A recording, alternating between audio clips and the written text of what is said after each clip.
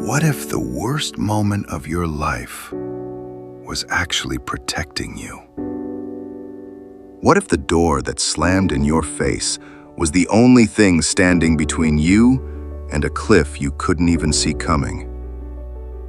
Most of us spend our entire lives doing two things: celebrating the wins too early and mourning the losses way too long. And in doing that, we miss the most important truth life is quietly trying to show us. Today I'm going to tell you the story of a man named Jake, an ordinary guy from Columbus, Ohio, a man whose life was ripped apart, rebuilt, destroyed, and transformed, not once, not twice, but so many times that he eventually stopped labeling anything as good or bad, because he finally understood something most people never do. Stay with me until the end of this video, because what happened to Jake doesn't just change the way you see his story, it changes the way you see yours. Jake grew up in a working-class neighborhood on the east side of Columbus. His father worked at a steel plant for 30 years. His mother worked double shifts at a diner to make ends meet. They weren't wealthy, they weren't connected, but they had a code in that house. Work hard, stay humble, and trust that the right things find the right people. Jake took that code seriously.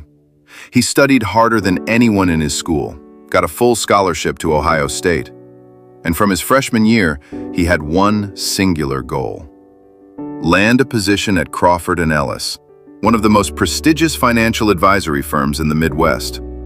He applied his junior year, rejected. He applied again after graduation, made it to the final round. His parents were so proud, his mother cried at the dinner table. Then the call came. They went with someone else. Jake sat in his car in a parking garage for 2 solid hours. He didn't turn the engine on. He just sat there, in the dark, staring at nothing. He had done everything right. The right degree, the right internships, the right references, and still, the answer was no. His friends told him it was over, that Crawford & Ellis was the golden ticket, and he'd missed his shot for good. What Jake didn't know in that parking garage was that the rejection wasn't the end of his story. It was the first sentence of it.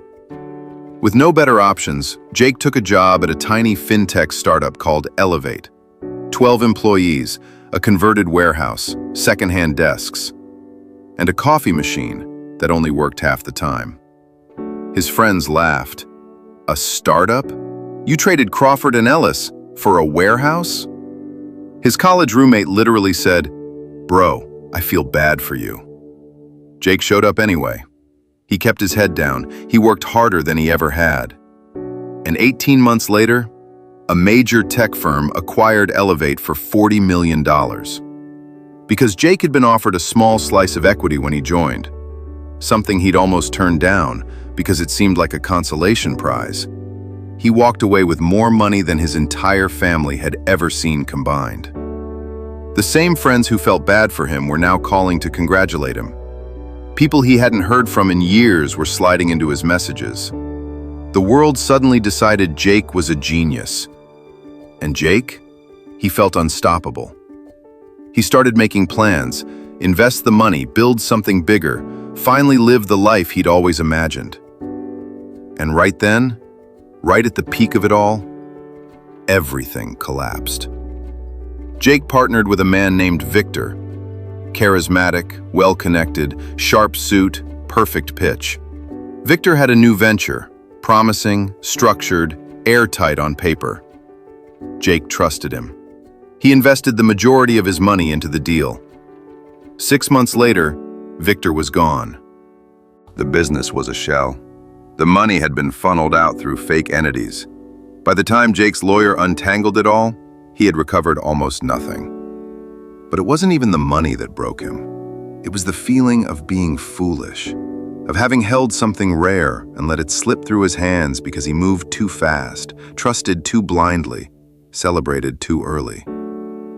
He sat alone in his apartment that night, genuinely wondering if this was just who he was, a man who gets close but never quite holds on. But something quiet inside him said, "You don't know how this ends yet." He had no idea that the thing that had just destroyed him was about to redirect him somewhere he never could have found on his own. Because Jake had lost everything, he had to make drastic changes. He gave up his apartment in Columbus. He packed 2 bags and moved to Austin, Texas. Cheaper rent, fresh start, no expectations. He took a humble job at a small non-profit helping veterans transition back into civilian careers after service. No prestige, no salary to brag about. His old classmates were climbing corporate ladders, and he was making coffee for morning intake sessions. But it was there, in that small, underfunded office, that 2 things happened that changed his life forever. The first, he met a woman named Claire. She ran the program. Brilliant, warm, driven by purpose rather than status. They became friends first, then something more. Within 2 years, she was the person he wanted to build everything with. The second, Jake discovered what he was actually built for. Not managing money, not chasing equity, but helping people rebuild their lives. He had lived the crash. He understood it. He could speak to it in a way no textbook ever could. He launched his own career transition program. Within 3 years, it had helped over 2,000 veterans find meaningful work. Within 5 years, he was being interviewed by national media, speaking at major conferences, getting calls from organizations that once wouldn't return his emails. And Crawford and Ellis, the firm that had rejected him all those years ago in that parking garage, they hired Jake as the keynote speaker for their annual leadership summit. But none of that is even the most important part of the story. Years later, Jake found out something that stopped him cold. The person they had hired over him at Crawford and Ellis, the candidate who got his spot, had been implicated in a federal investigation tied to a multi-million-dollar insider trading scheme. The entire division Jake would have worked in was under criminal scrutiny. The careers of nearly everyone in that department were obliterated.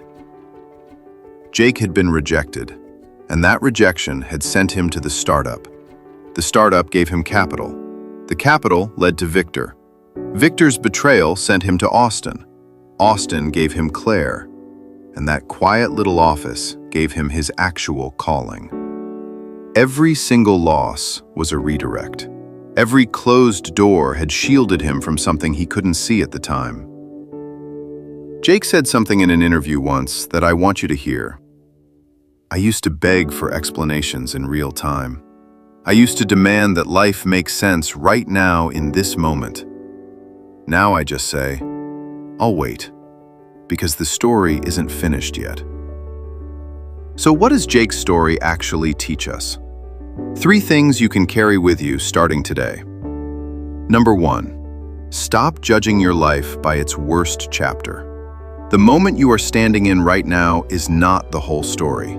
It is 1 paragraph, 1 page. The book is still being written. Hold on. Number 2, every closed door is information, not a verdict. If something didn't work out, it doesn't mean you failed. It means you've been redirected. The detour is not the mistake. Sometimes the detour is the destination. Number 3, don't celebrate too early and don't grieve too long. Life has a way of flipping the script on both ends. The thing you're celebrating might carry a hidden weight. The thing you're mourning might be making room for something you can't yet imagine. Stay steady. Stay humble. Stay open. The job you didn't get might be protecting you. The relationship that ended might be making room for the right one. The money you lost might be pushing you toward your real purpose. You are not behind. You are not broken. You are not unlucky.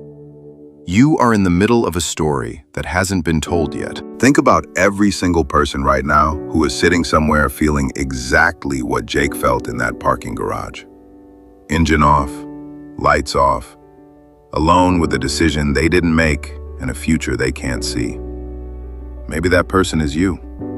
Maybe you have been sitting in your own parking garage for weeks, for months, for years, replaying the moment everything went wrong. The phone call you didn't expect, the email that changed everything, the conversation that ended something you thought was permanent.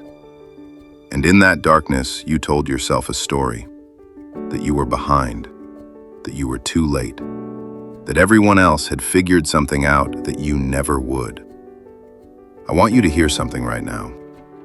That story was never true. You weren't behind. You were being redirected. You weren't too late. You were being positioned. You weren't unlucky. You were being protected from something you couldn't see. Jake's story didn't work out the way he planned because life rarely does. But here is what life always does. It keeps moving. It keeps building. And it keeps connecting dots you didn't even know existed. The scholarship was a dot. The rejection was a dot. Elevate was a dot. Victor was a dot. Austin was a dot. Claire was a dot. And when Jake finally stood back far enough to see the whole picture, every single dot was exactly where it needed to be. Not one wasted, not one accidental. Now think about your dots. Think about the moment you thought was the worst thing that ever happened to you. Where did it send you? Who did you meet because of it? What did you learn about yourself that you never would have discovered otherwise? Most people never ask those questions. They stay in the parking garage, engine off, lights off, deciding the story is over before life has had the chance to write the next chapter. Don't be that person. Start the engine. Drive into whatever comes next. Because the story is not over. It was never over. It was just getting started. There is a concept that philosophers across every culture have understood for thousands of years. The Romans called it amor fati, love of fate. The idea is not simply that you accept what happens to you. It goes much further than acceptance. It says, love what happens to you. Every single piece of it. Not because it doesn't hurt, not because the loss doesn't cut deep, but because every piece of it is part of the design. The rejection letter is part of the design. The broken partnership is part of the design. The move to a city where you know nobody is part of the design. And one day, if you stay patient enough, stay open enough, stay moving, you will look back and see how precisely every single piece fit. Not loosely, not approximately, precisely. Jake learned that, and he was better for knowing it. He became better at reading people, better at slowing down before signing, better at building trust through time rather than through excitement. The Victor lesson cost him money, but it gave him wisdom that no amount of money could buy. So here is the complete picture of what this story is actually about. When things go badly, don't collapse. Don't label it. Don't decide the story is over, because you cannot see what the loss is building toward. When things go well, don't surrender your judgment. Don't stop paying attention. Don't decide the struggle is finished, because you cannot see what the success is being tested by. Stay in the middle, steady in the storm, humble in the sunshine. That is the rarest human quality there is. And it is the quality that Jake eventually embodied. Not because he was special, not because he was wiser than you or I, but because life gave him enough chapters to finally understand the whole book.